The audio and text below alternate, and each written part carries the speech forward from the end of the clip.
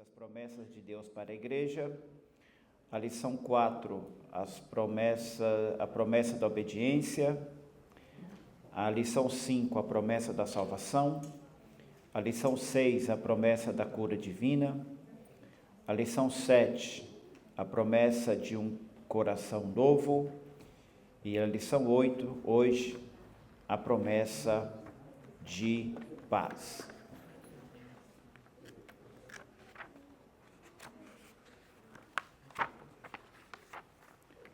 Todos têm a revista em mãos.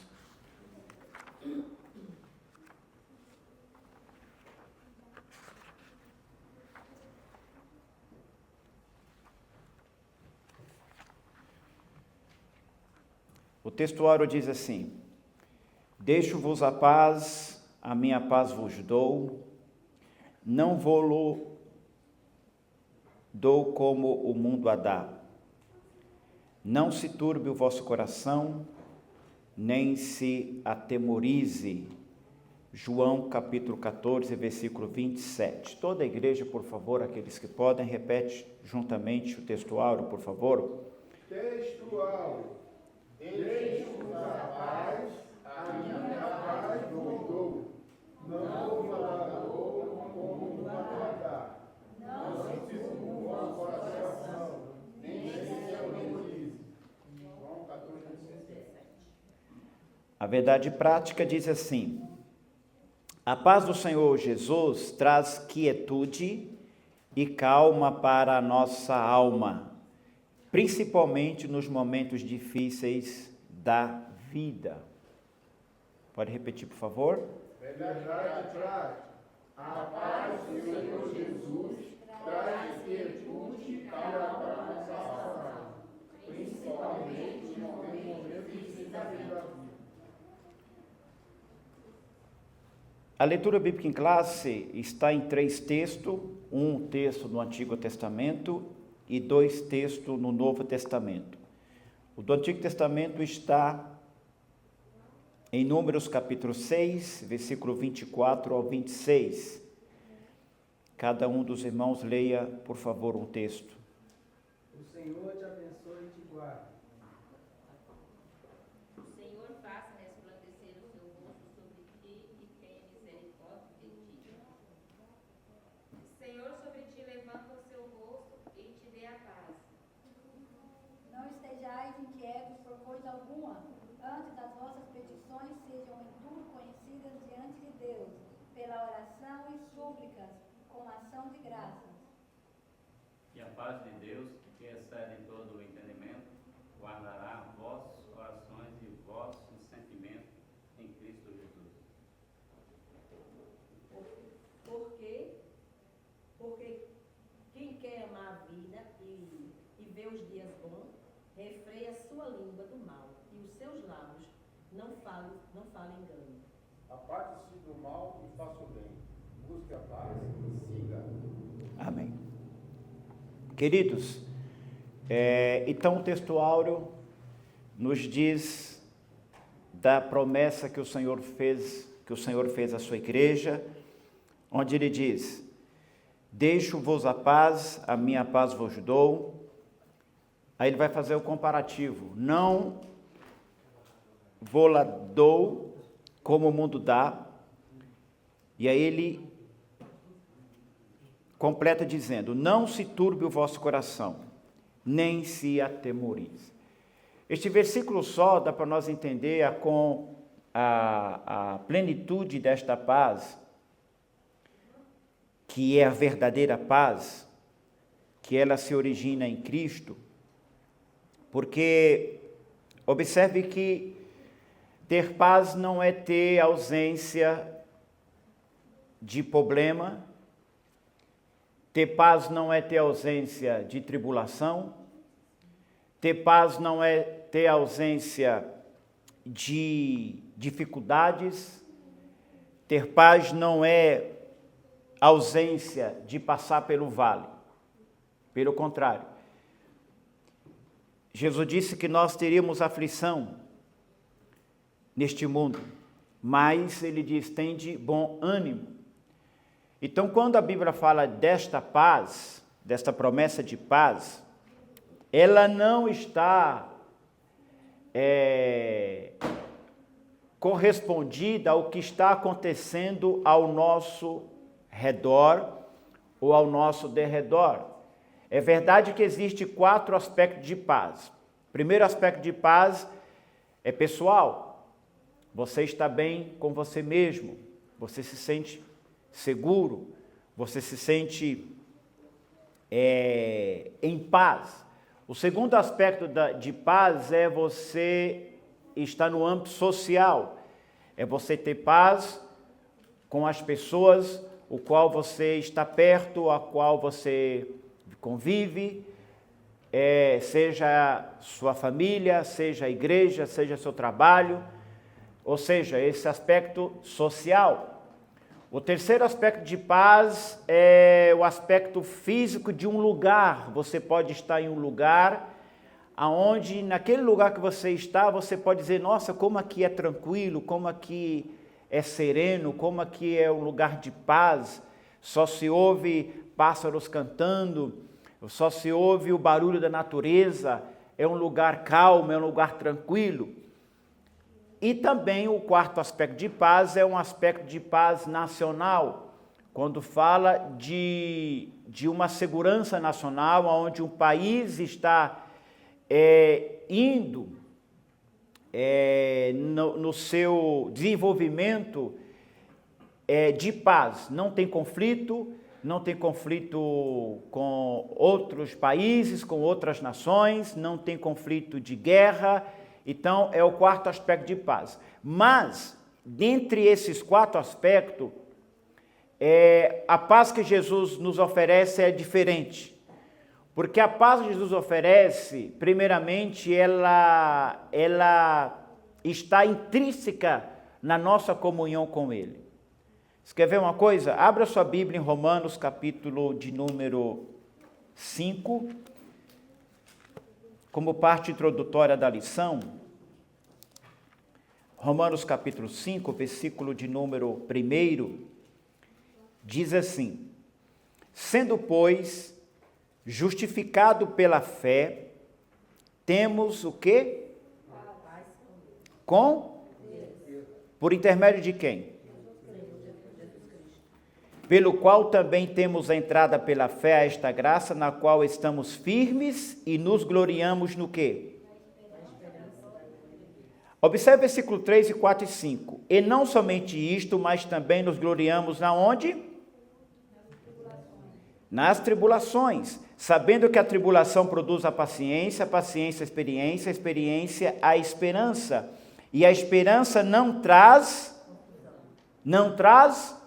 confusão, porquanto o amor de Deus está derramado em nossos corações, pelo Espírito Santo que nos foi dado. Então, queridos, a verdadeira paz, ela é um estado interior, aonde nós temos comunhão com Deus. Porque quando você desfruta desta paz, que ela só existe perfeitamente na pessoa de Cristo, mesmo que venhamos atravessar as tribulações da vida, as dificuldades da vida, os problemas da vida, as más notícias da vida, aquilo que está externo, aquilo que está ao nosso redor, ao nosso derredor, não pode atingir aquilo que está dentro de nós. Porque uma vez que nós somos participantes desta paz e estamos desfrutando desta verdadeira paz que é na pessoa de Cristo, ainda que venhamos a vivenciar problemas, dificuldades, tribulações, más notícias, o exame negativo ou que você, aliás, um exame positivo que você não gostaria de receber. É verdade que somos humanos, somos carregados de temor, temos sentimentos, temos N situações e que, como qualquer humano, nós podemos naquele momento sentir, sim. Mas, ao mesmo tempo, nós temos que entender que esta paz que o Senhor nos deu é suficiente para que nós possamos suportar as tribulações que vêm. Então, quando nós temos essa segurança na palavra de Deus, se você está em paz com Deus, se você desfruta desta paz com Deus, você tem a capacidade, então, de vivenciar os outros aspectos da paz que eu falei. Porque não adianta você estar em um lugar físico que tem paz, onde você só vai escutar passarinho cantando, borboleta voando, a natureza, mas se dentro do teu coração está carregado de preocupações e de anseios. O lugar físico que você está tem paz, mas dentro de você não tem paz. Não adianta você estar no meio de uma multidão onde estão louvando a Deus, cantando a Deus, e você percebe que aquele lugar é um lugar social que tem paz, mas se o teu coração está carregado de temor, você não tem paz. Não adianta você estar em um país onde há harmonia, onde há tranquilidade, mas se o teu coração está carregado de preocupação, então você não está desfrutando paz. Então, primeiramente, esta paz, ela precisa correr em nossa alma. Ela precisa ser a âncora da nossa alma. Quando esta paz é a âncora da nossa alma, aí independe do ambiente que você está, independe da circunstância que você vive, independe das notícias que vêm, você está assegurado porque você é participante desta paz. Esta paz está intrínseca no seu coração e na sua vida. Queridos, então a verdade prática diz assim: a paz do Senhor Jesus traz o quê? Quietude e calma para a nossa alma, principalmente no momento difícil da vida. Foi o que eu acabei de falar. A verdade prática não é mais do que a prática da nossa vida cristã. É o textual sendo aplicado na prática. Então, quando eu entendo que esta paz que o Senhor Jesus me deu, por mérito dele, porque nós éramos inimigos de Deus. A Bíblia fala que nós éramos inimigos de Deus, por causa dos nossos pecados, dos nossos deleites. Mas Cristo foi a reconciliação. Segundo aos Coríntios, capítulo 5, diz: Deus estava em Cristo, reconciliando consigo mesmo os pecadores.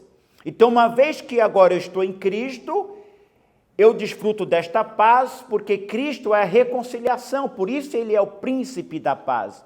Ele sendo o príncipe da paz, eu tenho comunhão com Deus, e se eu tenho comunhão com Deus, eu tenho segurança. Isso é tão forte que Jó disse assim: ainda que ele me mate, eu ainda adorarei. Paulo disse assim, que mesmo que venhamos a enfrentar a morte não é um adversário para nos separar de Deus. Se você ler Romanos capítulo 8, Paulo ele vai, tem uma parte do capítulo 8 que é chamado Cântico de Paulo, onde ele vai dizer: quem nos separará do amor de Cristo? E no finalzinho do capítulo ele fala assim: nem a morte, nem o porvir pode nos separar do amor de Cristo. E na primeira carta de Coríntios, capítulo 15, Paulo ele vai também expressar um sentimento de cântico no finalzinho do capítulo 15, quando ele escreve o capítulo 15 todinho a respeito da ressurreição, e no finalzinho do capítulo 15 ele vai falar: onde está, ó morte, o teu arguilhão? O que Paulo está querendo dizer? Todos nós tememos a morte, todo mundo teme a morte, mas quando você tem paz com Deus, você sabe que a morte não é um ponto final na sua vida. Você sabe que a morte é apenas uma vírgula, porque haverá ressurreição para você. E se nós estamos convictos disso, irmãos, nós temos que ter essa segurança e essa quietude de alma, esse sentimento de que temos paz com Deus. E se nós temos paz com Deus, aqui nós podemos entender então que o que Jesus disse é verdade. Ele disse: a paz que eu vos dou, não a dou como o mundo dá. Porque a paz que o mundo dá é temporária e é externa, não é interna. A única paz que é interna é a que o Senhor nos dá, porque emana do coração de Deus. Pois bem, qual é os objetivos da aula nossa nesta noite? Primeiro objetivo: ressaltar que a paz faz parte do plano de Deus para a humanidade. Primeiro objetivo, ressaltar que a paz faz parte do plano de Deus para a humanidade. Segundo, apontar que a paz do mundo é ilusória e consiste em promessas superficiais. Ok? E o terceiro objetivo, elencar as características da paz prometida pelo Senhor Jesus. Então, a palavra-chave hoje nossa é paz. A nossa introdução. Quem quiser ler, por favor, fique à vontade. O Senhor Jesus. O Senhor Jesus é identificado na profecia de Isaías como o príncipe da paz. De seu principado deriva a paz que todo ser humano precisa. Por isso, nesta lição, estudaremos a respeito da promessa de paz que está presente na palavra de Deus. Veremos como a paz é representada no plano de Deus, bem como é apresentada na perspectiva do mundo, e principalmente a paz que Jesus prometeu para cada um dos seus seguidores. Amém. Então, você sabe que a introdução é um prólogo daquilo que vai ser falado. Então, a introdução da lição seria tipo um prato de entrada apresentando o conteúdo que vai ser apresentado. Então, ele vai dizer aí, Jesus é identificado como o príncipe da paz,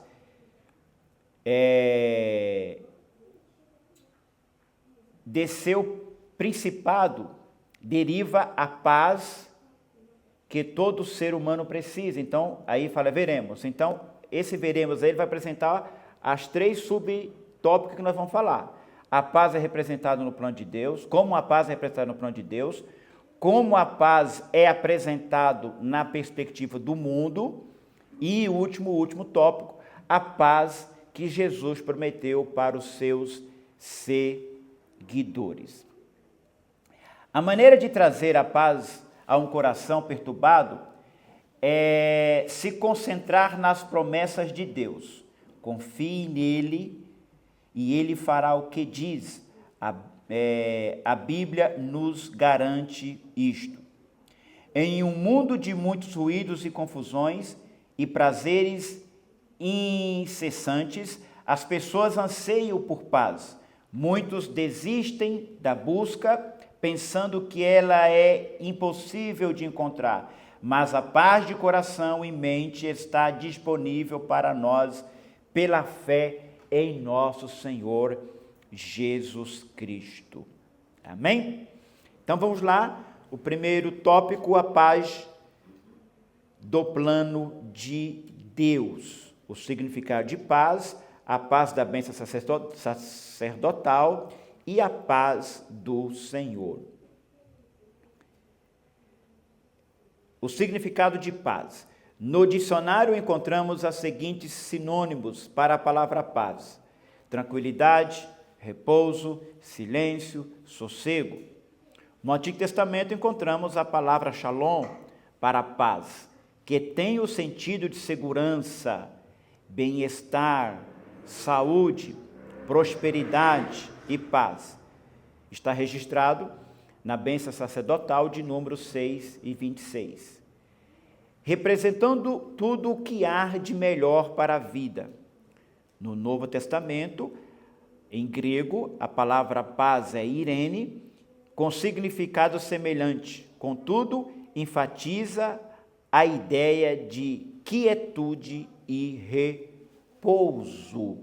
Pois bem, vamos ver o que está falando então, Filipenses capítulo de número 4 e versículo 6.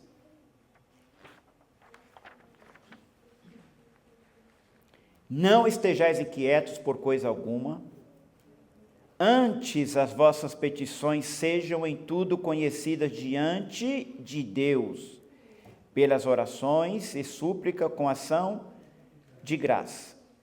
E a paz de Deus, que excede todo entendimento, guardará os vossos corações e os vossos sentimentos em Cristo Jesus.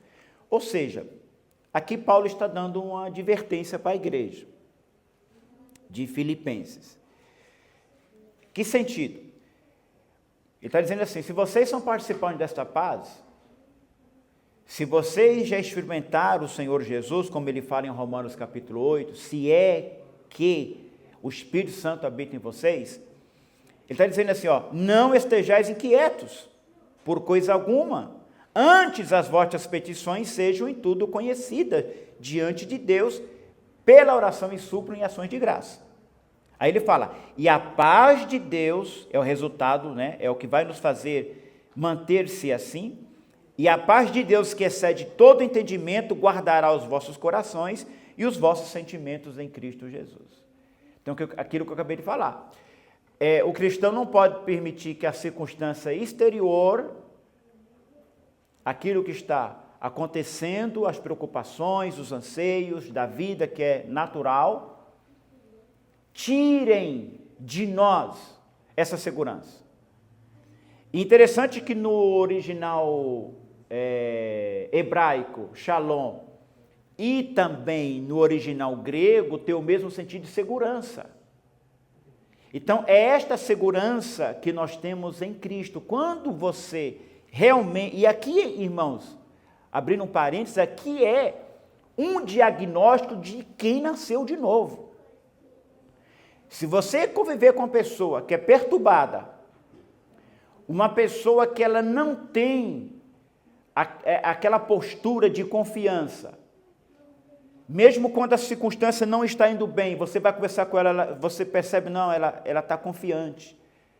Eu sei que Deus vai mover as águas, eu estou descansado nele, eu sei que as notícias não são boas, mas você conversa com essa pessoa, você percebe que ela tem quietude, você percebe que ela tem calma, você percebe que ela tem segurança, porque as coisas que estão vindo, as notícias não são boas, mas aquilo que não é bom não tira a tranquilidade, não deixa ela desestabilizada. Pelo contrário, você olha para ela, você, puxa vida, como é que essa pessoa é firme e constante? Porque ela está em paz, ela está segura em Deus. Ela não permite que a circunstância seja maior do que a comunhão que ela tem com Deus. Por isso que Jó disse, ainda que ele me mate. Veja que Jó, ele perdeu tudo. Perdeu os filhos, perdeu a riqueza. Mas Jó não mudou a postura dele em relação a Deus. Jó não mudou a postura dele em relação aos seus irmãos, seus amigos. Então, a convicção de um novo convertido, ou aliás, de um convertido, de alguém que está em Cristo, é essa. Aliás, nós somos conhecidos nas nossas reações. Quando as notícias não são boas, quando o diagnóstico do médico não são bom, quando a notícia de recessão vem, a notícia de desemprego vem, como que você reage? Paulo está sendo bem categórico, está dizendo aqui para os filipenses, não estejais o quê? Inquietos, porque a inquietação vai denunciar que você não está em paz. A inquietação vai denunciar que você não confia nele. A inquietação vai te denunciar que provavelmente você não está 100% seguro em Deus. Veja como é importante você ter o sentido da palavra etimológica no original para nos dar o entendimento do que é paz. Então, se eu estou em paz com Deus,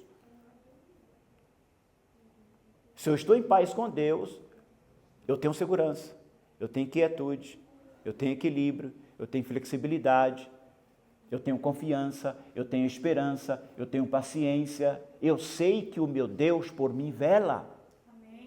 E no momento exalto ele se levantará. E a nossa oração, olha o que Paulo disse aqui no versículo 6 de Filipenses, capítulo 4. E as vossas petições sejam em tudo conhecidas diante de Deus. Pela oração e súplica com ação de graça. Paulo está falando assim, viu? Agradeça antes de receber. Seja grato antes que a bênção chegue. Como assim? Como é que eu vou agradecer por algo que eu não recebi? Como que pode eu oferecer a Deus ação de graça daquilo que eu não recebi? Isto é o que, irmão? Fé, confiança, esperança de que o Deus que você serve não vai te desamparar.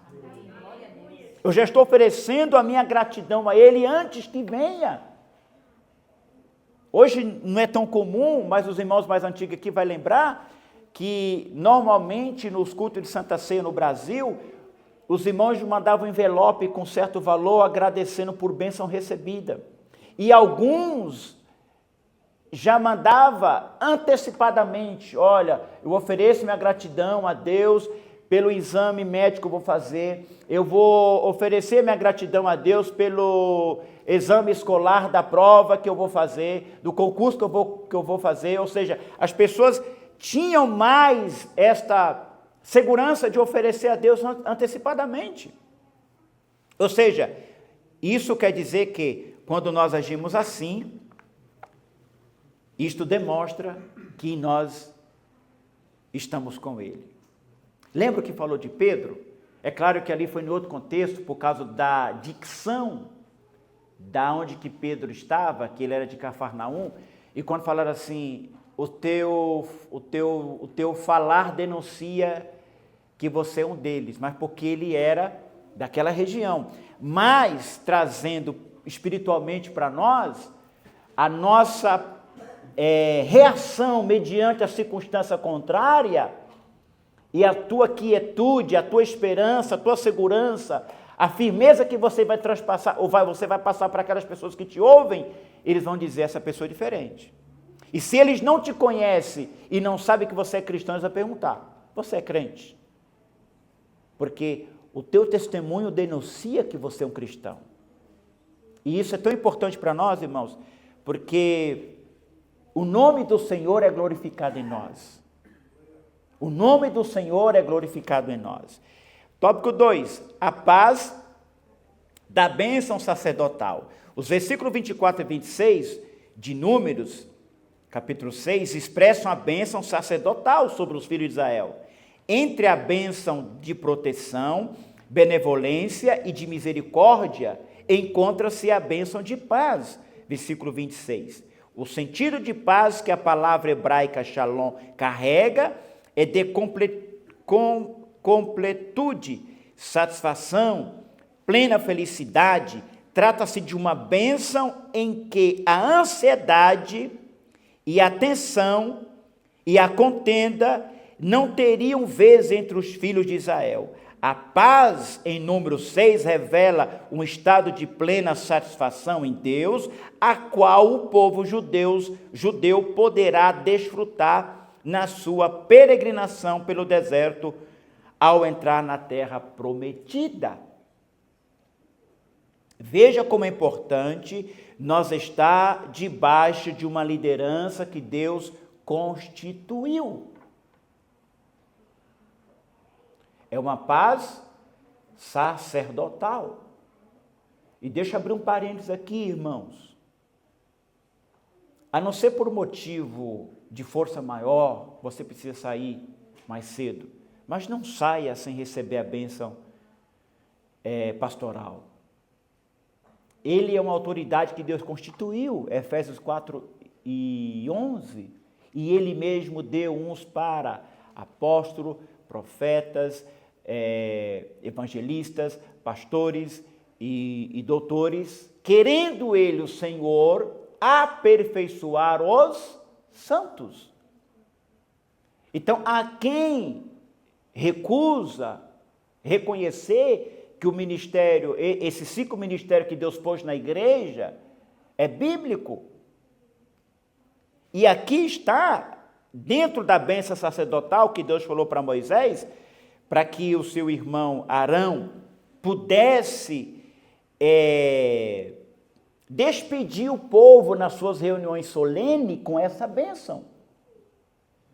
E veja que essa bênção é carregada de quê? Vamos lá. Então, no sentido de paz na palavra hebraica shalom, carregada de completude, de satisfação, de plena felicidade. Ou seja, nós não podemos sair vazio da presença de Deus. Não tem como nós sairmos vazio da presença de Deus. Aí continuando, e nem triste, porque na presença do Senhor até a tristeza salta de alegria. Aí ele continua, trata-se de uma bênção em que a ansiedade, gente, isso aqui é a doença do século. É a doença do século. Eu não estou dizendo que o crente não pode ficar, não estou dizendo, não me interprete mal, por favor.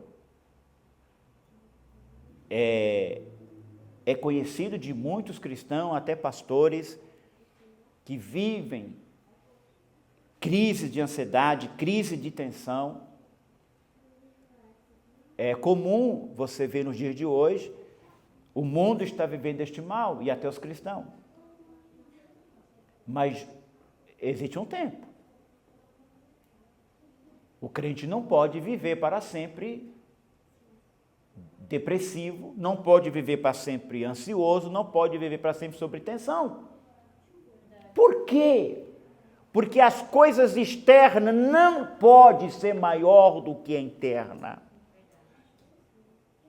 Quando você tem paz com Deus, você tem segurança, você tem esperança, você tem confiança.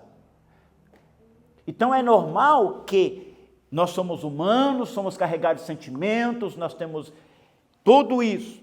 Agora, nós não podemos permanecer com este mal do século. Aí ele diz, ansiedade, tensão e contenda não deveriam ou não teriam vez entre os filhos de Israel. Ou seja, essa paz, aqui agora vamos falar da paz social. Se eu tenho paz com você, você tem paz comigo. E a Bíblia diz, se possível for, tenhais paz com todos os homens, não somente os da fé, não somente os da família, mas com todos os homens. Isso indica que crente não tem inimigo. É possível que alguém não goste de você, é possível que alguém não goste de mim, mas nós como cristãos, nós temos que amar a todos e ter paz com todos. E pasme os senhores que a igreja de Corinto, no culto que eles reuniam, chamado culto de ceia, Paulo diz, quando vocês reúnem na igreja, não é para melhor, senão para pior. Porque antes de tudo eu ouço que há entre vós o quê? Contendas, dissensões e outras coisas mais. Então, queridos, isso é que a Bíblia vai nos dizer, que essa bênção sacerdotal, os israelitas, os hebreus, eles tinham que entender o quê? Que eles tinham que estar em paz com Deus, em paz consigo mesmo, em paz com seu próximo. Aí ele termina, a paz em número 6 revela um estado de plena satisfação em Deus, o qual o povo judeu poderia desfrutar na sua peregrinação pelo deserto a entrar na terra prometida. Coisa maravilhosa, irmãos. Subtópico 3, a paz do Senhor. O texto áureo traz consigo a paz do Senhor Jesus, em que nos lembra uma das principais características do Messias. Os irmãos lembram Isaías 9:6, que diz que ele é o príncipe da paz. Esta paz do Senhor Jesus é o assunto do apóstolo Paulo em Filipenses, quando ele exorta a igreja a não ficar inquieta pelos últimos acontecimentos, pois a paz de Deus nos fortalece, protege o nosso coração e nosso sentimento em Cristo Jesus. O apóstolo Pedro também reflete o mesmo ensino de Jesus no sentido de levar a vida numa perspectiva de paz, refreando a língua, para não entrar em contendas e mentira, apartando-se do mal, buscando a paz com os outros. 1 Pedro, capítulo 3, versículo 10 ao 11. Desta forma, como a paz reina em nossa vida, devemos buscar ter esta paz com outras pessoas. Nós já comentamos sobre a igreja de Filipenses, um pouquinho atrás, mas vamos falar um pouquinho o que Pedro fala aqui. Ou seja, esta paz que eu tenho, essa paz que você tem, ela deve nos unir cada vez mais, não nos distanciar. Pastor, isso quer dizer então que eu preciso concordar com tudo? Não.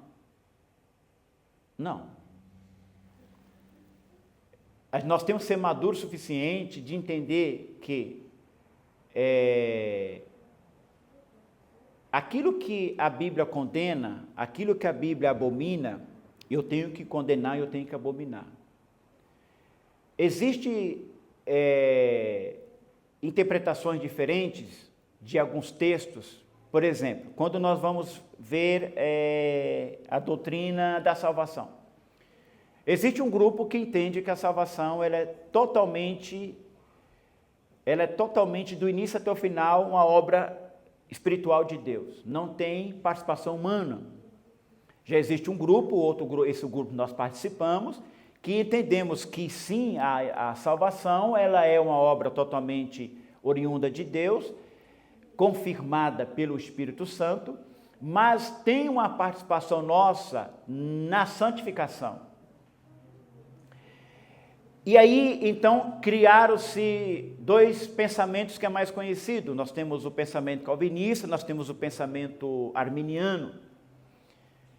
Então, o calvinista diz assim, que uma vez que você foi salvo, você jamais perderia a sua salvação.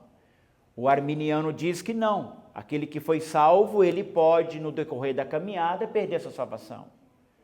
Por que eu estou falando isso? Pontos de interpretação é normal que tenha, mas não pode nos separar. Você tem a sua posição, eu tenho a minha posição. Outro ponto que é muito questionado, a igreja passará pela grande tribulação ou não? Existem escolas que ensinam que a igreja passará por grande tribulação. A nossa escola teológica diz que não passará pela grande tribulação. Agora, não é porque meu irmão tem uma interpretação diferente da minha, que eu tenho que me fazer inimigo dele. Eu não posso. Não é porque o meu irmão tem um pensamento contrário ao meu, que eu vou ter um sentimento de raiva, de fúria por ele. Nós temos que ser maduros. Quando Paulo separa de Barnabé na segunda viagem, porque na primeira viagem eles levam o sobrinho de Barnabé, chamado João Marcos, para a viagem. João Marcos era inexperiente, no meio da caminhada missionária, eles abandonam Paulo e Barnabé e voltam. Quando eles estão movimentando para seguir a segunda viagem missionária, Barnabé falou assim, eu vou buscar meu sobrinho João Marcos, e Paulo diz, não, João Marcos não vai com nós. Barnabé disse, João Marcos vai. Paulo diz, João Marcos não vai. Se você ler Atos, você vai ver que lá vai falar assim, e houve um atrito tão grande entre Paulo e Barnabé, que eles se separaram. Um foi para um lado, e o outro foi para o outro. Aí você pergunta, então os dois estão em pecado? Não. Nós temos que ser maduros o suficiente que há pontos que não está, que eu acabei de falar, se a Bíblia não condena, se a Bíblia não abomina, se aquilo não vai entrar em xeque a minha salvação e a sua salvação, há pontos que nós podemos sim discordar. Por que temos que, às vezes, alguns pontos discordar? Porque você pensa de um jeito, você interpreta de um jeito, você vê de um jeito, eu leio de um jeito, eu interpreto de outro jeito. Mas isso não pode tirar a nossa comunhão. Então, o que Pedro está dizendo aqui é que essa paz que eu tenho com Cristo, que você tem com Cristo, não pode gerar essa ruptura da nossa comunhão, porque nós somos um corpo. Você tem uma perspectiva de certo assunto, eu tenho uma outra perspectiva de um certo assunto. Eu pego o que é bom de você, você pega o que é bom de mim, e nós dois pegamos o que não é bom e deixamos para trás. Porque o que nos une é maior. Então nós temos que ser o quê? Maduro o suficiente de entender isso, irmãos. Deixa eu falar outra coisa aqui. Jesus tinha quantos discípulos? Quantos? 12. Ok. Dos 12, a Bíblia fala que havia 3 que era mais chegado. E dos 3 tinha um que era mais chegado. Ok? Eu te pergunto, será que Jesus fazia acepção de pessoas? Hã? E por que um era mais chegado? Você já pensou nisso? Porque a relação intrapessoal, ela é construída, ela não é imposta. Ela é construída, ela não é imposta. Uma amizade leva anos. Até que eu tenha suficiência, confiança de abrir o meu coração para você entender que você é meu amigo, não é de um dia para a noite. E nós temos que ter maturidade nisso, irmãos. Jesus, a Bíblia fala que João declinava a cabeça no seu peito. Declinava a cabeça no seu peito. Então, irmãos, levamos isso com a gente. Não é porque fulano é mais amigo do que Beltrano, porque aquela pessoa que é mais amiga do que a outra, do que você, que ela não ama você. Ama. Mas a amizade, ela é construída.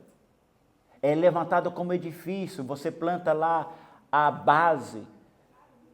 Até que você tenha confiança de abrir seu coração para alguém. Isso leva tempo. E na igreja, infelizmente, tem Paulo chama essas pessoas de meninos, não cresceu, não amadureceu. Então, quando você vê alguém que é muito próximo de outro e não é próximo de você, não é porque aquela pessoa não gosta de você. Não é. É porque ela já criou um ciclo de amizade com aquela outra pessoa. Agora, se você gosta dela, aproxime dela, cative ela, conquiste ela. Então o que Pedro está falando aqui, não permita que a tua língua, o teu falar, destrua esta comunhão. E a gente tem essa mania de julgar, tem essa mania de falar, tem essa mania de dizer. Não, não faça isso. Aproxime você, conquiste você. Por que que dos 12, 3 era mais próximo? Por que dos 3, 1 era mais próximo ainda? Jesus não podia falar, não, João, não aproxime mais não, porque não os outros vão ficar com ciúme. Não. Vem aqui, João, pode deitar sua cabeça aqui. E João ia lá e inclinava a cabeça no peito de Jesus. Mas Jesus amava todos do mesmo jeito. E nós temos que amar todos do mesmo jeito. Amém? Esta é a paz do Senhor. Tópico 2. A paz ilusória do mundo. Uma paz, primeiro, enganosa. Segundo, a paz das obras da carne. Terceira, uma falsa paz. Vamos lá então? Alguém lê para mim o primeiro enquanto toma água, por favor? Uma paz enganosa. Muitos buscam a paz nos vícios, em substâncias tanto ilegais quanto legalizadas, nos jogos, nas baladas, em falsas religiões. Ao longo da história, as pessoas procuram sempre preencher uma lacuna em suas vidas com aquilo que não tem a capacidade de preenchê-las. Outras entendem que a paz é meramente a ausência de guerra, de dificuldades e problemas. A Bíblia revela que a paz do mundo é enganosa porque não tem como fundamento o que é eterno, celestial e divino, mas temporal, terreno e puramente humano. O que Jesus oferece advém da eternidade e, por isso, preenche todas as necessidades, independente das circunstâncias que vivemos. A paz do Senhor Jesus não é enganosa, mas verdadeira e sublime. Amém. Então, por que a paz do mundo é ilusória? Porque, aparentemente, ela traz uma roupagem de uma alegria. Porque no original também, paz, lá nós lemos que é plena felicidade. Por que essa paz do mundo, ela aparentemente, ela se veste com esta roupagem? Porque as pessoas elas vão buscar paz aonde? Essa alegria aonde? Nos vícios, nas substâncias tóxicas, ilegais, nos jogos, nas baladas e nas falsas religiões. O autor colocou falsa religião, mas eu colocaria qualquer religião. Qualquer religião. Jesus falou para a mulher samaritana assim, olha, ela falou assim, Senhor, nós adoramos no Monte Gerizim e vocês adoram em Jerusalém. Quem é que está certo? Jesus falou assim, primeiro vocês adoram o que vocês não sabem. Porque a salvação vem dos judeus. Mas eu vou dizer para você, e agora é, que os verdadeiros adoradores adorarão o Pai em espírito e em verdade. Não é nem no templo em Jerusalém. Opa, Jesus está batendo na sua própria religião? Sim.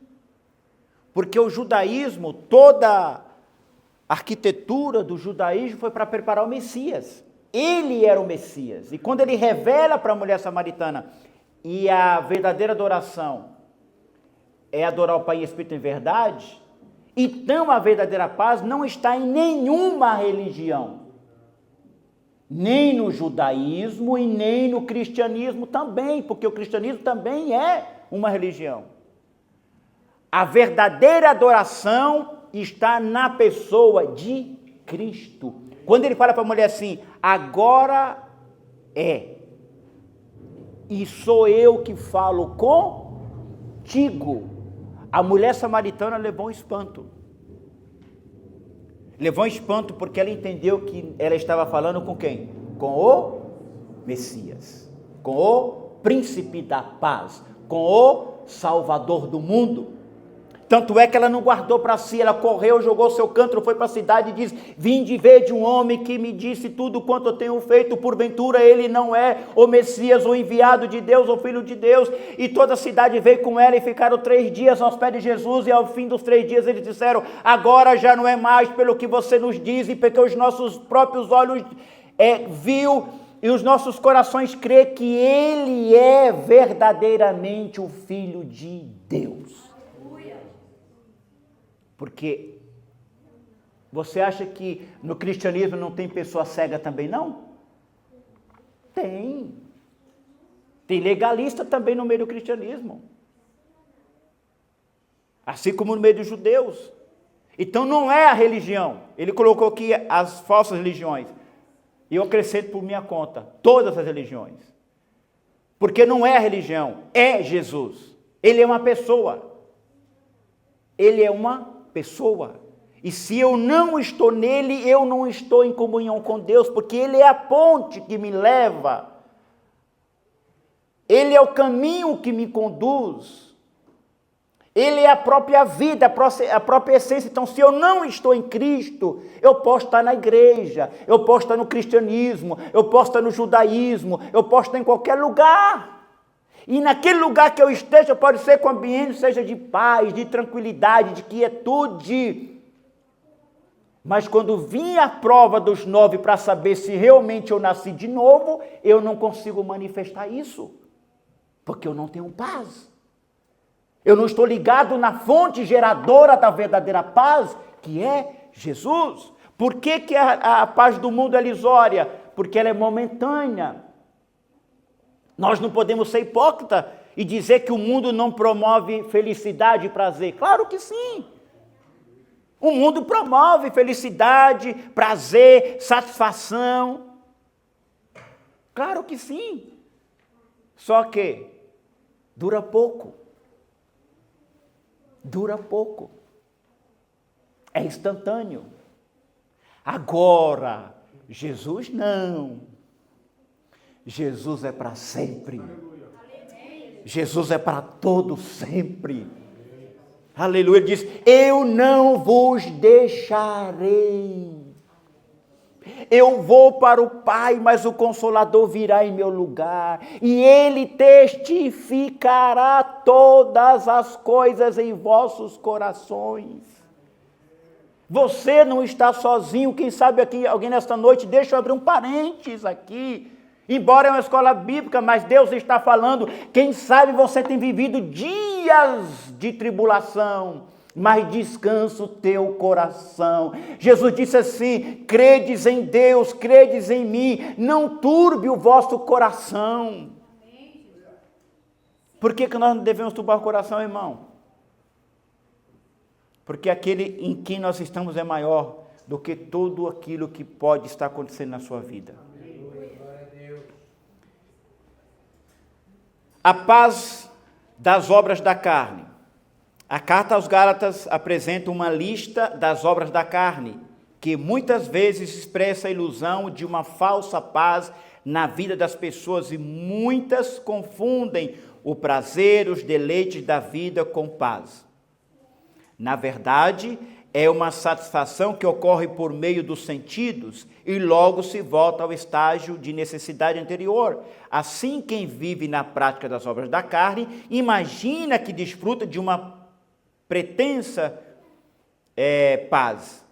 E como consequência, pensa que vive uma vida feliz. Ledo engano.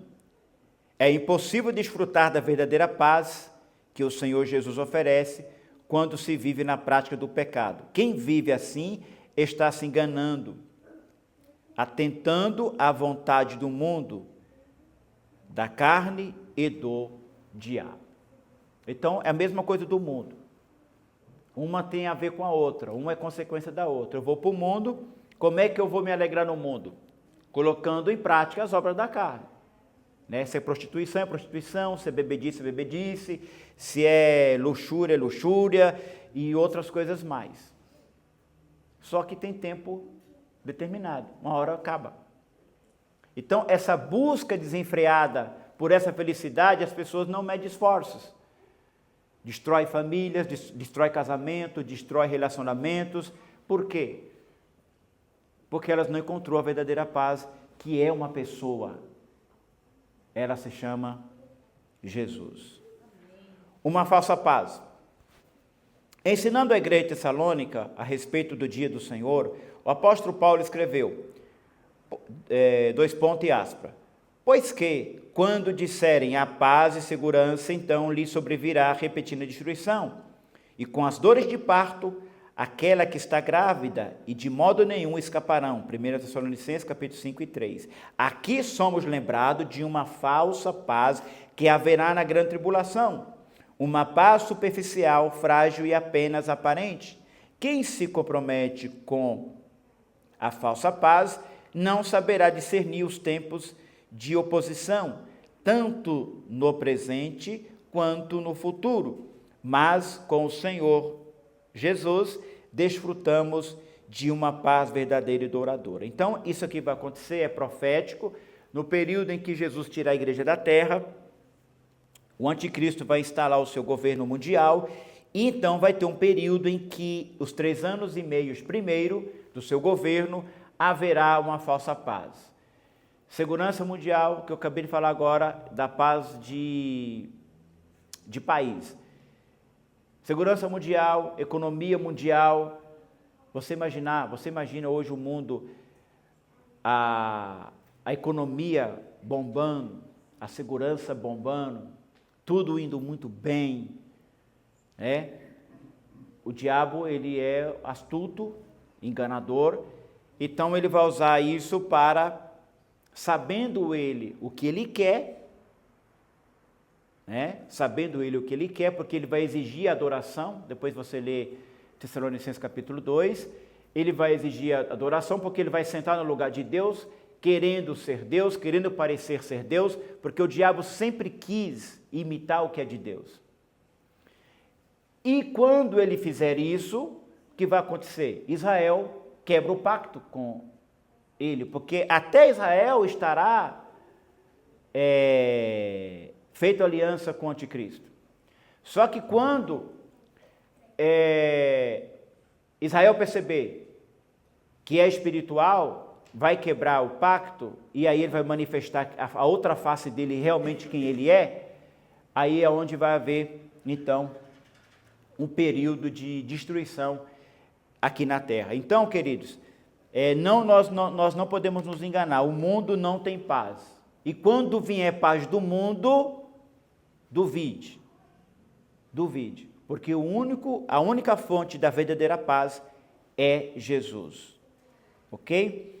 Terceiro, para nós terminar, a paz que Jesus prometeu. Alguém pode ler, por favor, o Príncipe da Paz? O profeta Isaías teve a revelação divina das características do Messias prometido a Israel e ao mundo. Uma das suas principais características é ser o príncipe da paz. Isaías 9, 6, 7. A vinda do Messias trará uma paz que o mundo não conheceu. Os evangelhos apresentam o Senhor Jesus, o nosso Salvador, como esse príncipe da paz. Seus discípulos podem desfrutar hoje dessa paz que só Ele pode dar. Seu principado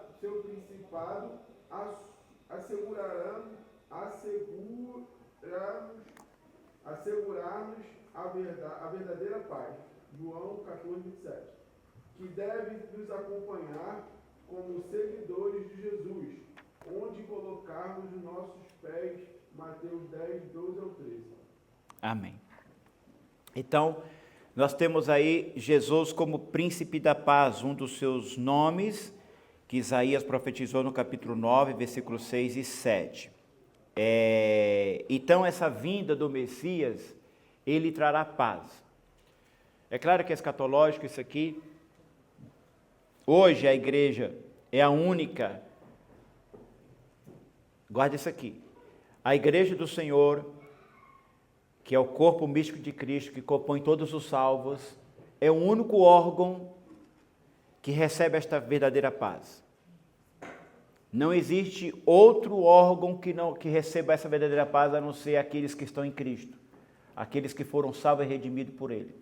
Mas a promessa de Deus em relação a Israel, ela está de pé, porque nós vemos na lição 2 a promessa para Israel, a vinda do Messias. Então o Messias ele virá arrebatar a igreja, depois ele virá para restaurar Israel em um plano futuro, chamado plano do milênio. Então no período do milênio haverá paz no mundo, ok? Haverá paz no mundo. Por que haverá paz no mundo? Porque o autor da paz estará governando o mundo. Agora quem governa o mundo não é ele. Ele disse, porque quem governa o mundo agora, você sabe que é o opositor da nossa alma.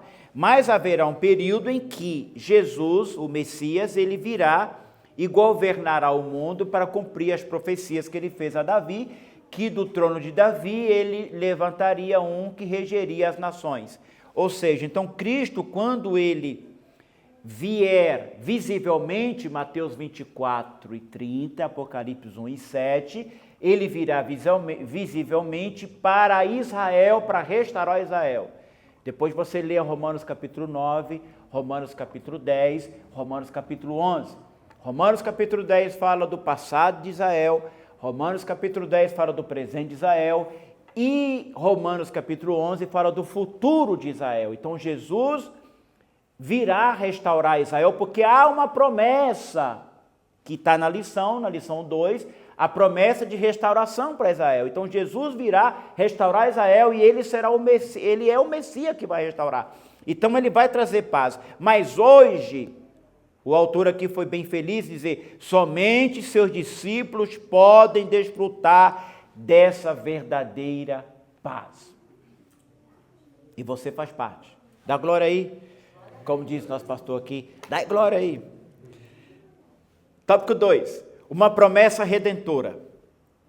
Em Gênesis, a paz foi transitória por causa da estratégia do diabo que iludiu o o primeiro casal fazendo desobedecer a ordem de Deus. Gênesis 3, do 1 ao 7.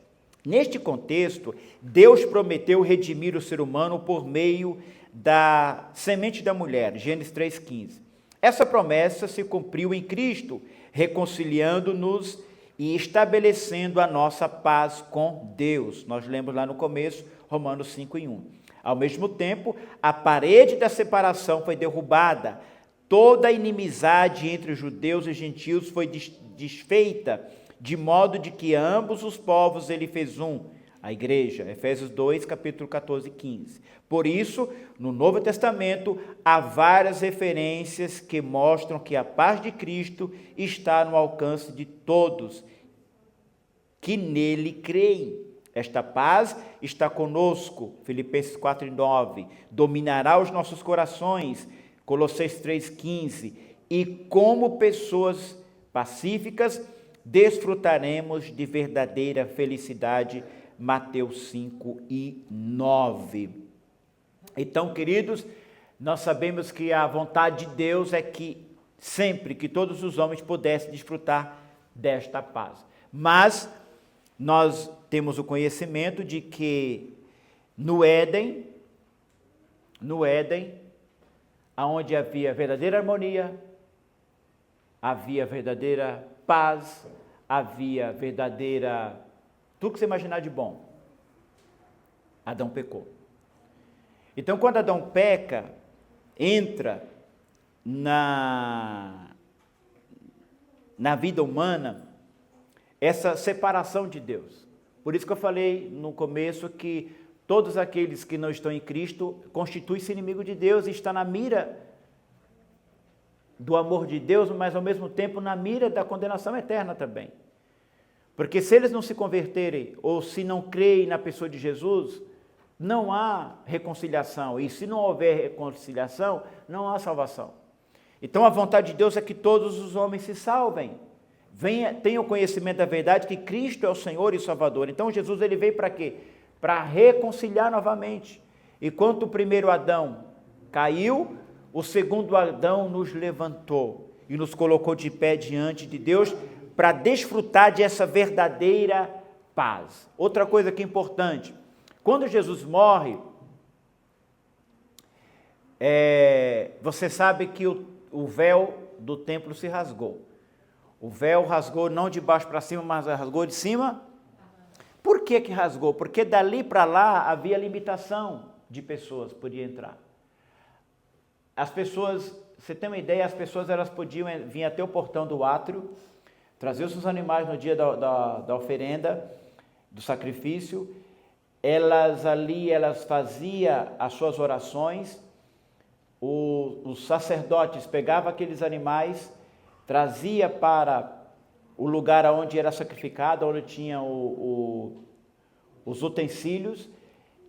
Depois daquele lugar ali havia uma outra repartição chamada lugar santo, que também os sacerdotes podiam entrar, os levitas podiam entrar, mas depois da cortina somente uma vez ao ano e o sumo sacerdote. O que isso dá a entender? Que para entrar na presença de Deus era limitado. Quando o véu rasga, o que acontece quando o véu rasga? Qual é a imagem que vem na sua cabeça? O acesso está livre. Todos podem chegar a Deus. Então foi isso que Jesus fez. Quando ele morre, o véu se rasga, o caminho é aberto. E o escritor aos Hebreus diz assim, no capítulo 10, versículo 19, tendo, pois, irmãos, ousadia para entrar no santuário, pelo novo e vivo caminho que Cristo Jesus nos consagrou pelo seu próprio sangue. Ou seja, agora você tem toda a liberdade de entrar na presença de Deus, na hora que você quiser, quando você quiser. Agora você não precisa mais. Você não precisa mais de terceiros para ir até a presença de Deus. Você tem acesso. Por isso que o escritor aos Hebreus fala, você tem que ter ousadia. Você tem que ter ousadia. Nós temos que ter ousadia para entrar, porque o caminho está aberto. Só não entra quem não quer. Agora tem uma coisa. Nós não podemos entrar na presença de Deus de qualquer maneira. Limpai os corações pecadores, a Bíblia diz. Ele falou para Moisés, tira a sandália dos teus pés, porque onde tu pisas é terra santa. Salomão falou, quando entrares na casa do Senhor, também guarde-se, porque o lugar que você está entrando é santo. Não estou dizendo que nós não somos, tem que ser perfeito. Não é isso. Mas com reverência, com temor, sabendo aonde nós estamos entrando. Ou seja, o que Jesus nos ensinou para entrar na presença dele? Você lembra? Pai nosso que estás no céu, santificado é o teu nome. Veja como você vai entrando. Ninguém entra na presença de uma autoridade falando o que quer. Jesus está nos ensinando a ser humilde, reconhecer que ele está acima, reconhecer que ele é santo, santo e santo. Todos são convidados a entrar. Tem que ser com o coração arrependido e saber quem ele é. Para concluir, uma promessa que excede todo entendimento. A paz que excede todo entendimento nos acalma diante das inquietações da vida. Essa paz acalmará o nosso coração, nos fortalecerá para resistir às intempéries diante de nós, assim como aconteceu com o apóstolo Pedro, que mesmo preso em cadeia típica do primeiro século, dormia um sono profundo e sereno. Pedro não era baiano, ele era crente. Esse episódio está em pleno acordo com o que o Senhor Jesus prometeu.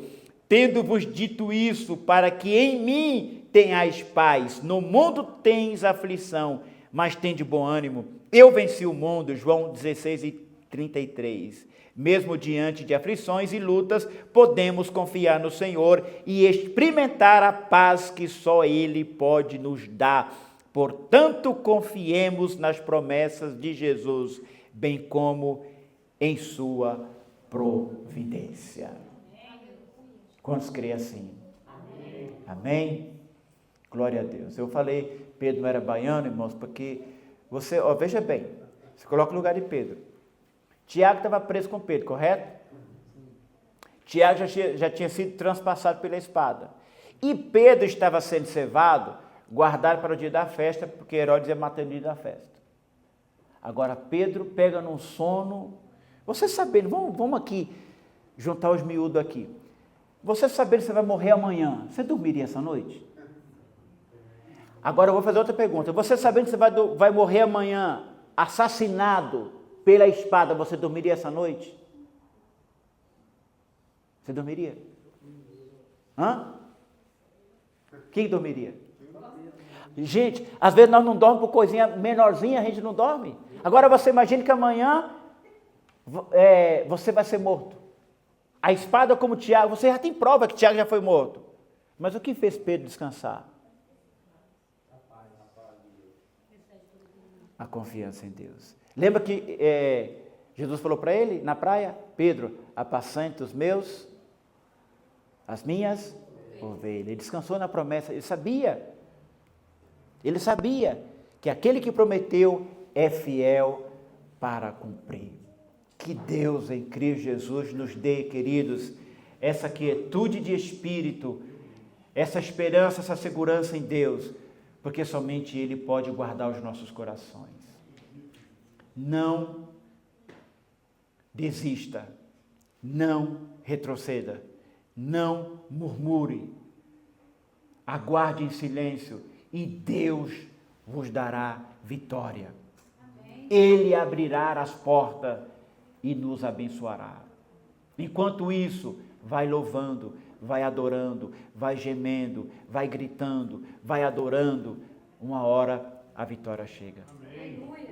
Mas permita que o nome do Senhor seja glorificado em nossas vidas, em nome de Jesus. A conclusão diz assim, o irmão pediu para ler, eu já passo o pastor. Vimos que a paz de Deus tem a ver com o bem-estar, repouso, quietude, mesmo nas horas de grandes tormentos, constatamos esta perspectiva de paz com a do mundo, que compreende que a paz é a mera ausência de guerra ou se resume em períodos limitados de prazeres. Aprendemos que a paz de Deus é uma virtude profunda, elevada e eterna. Não se trata de algo passageiro, mas de um estado permanente que, independente da circunstância, é a paz que Jesus prometeu. Que Deus em Cristo nos abençoe, abençoe a sua igreja e nos dê capacidade para demonstrar cada vez mais essa paz nos dias odiernos.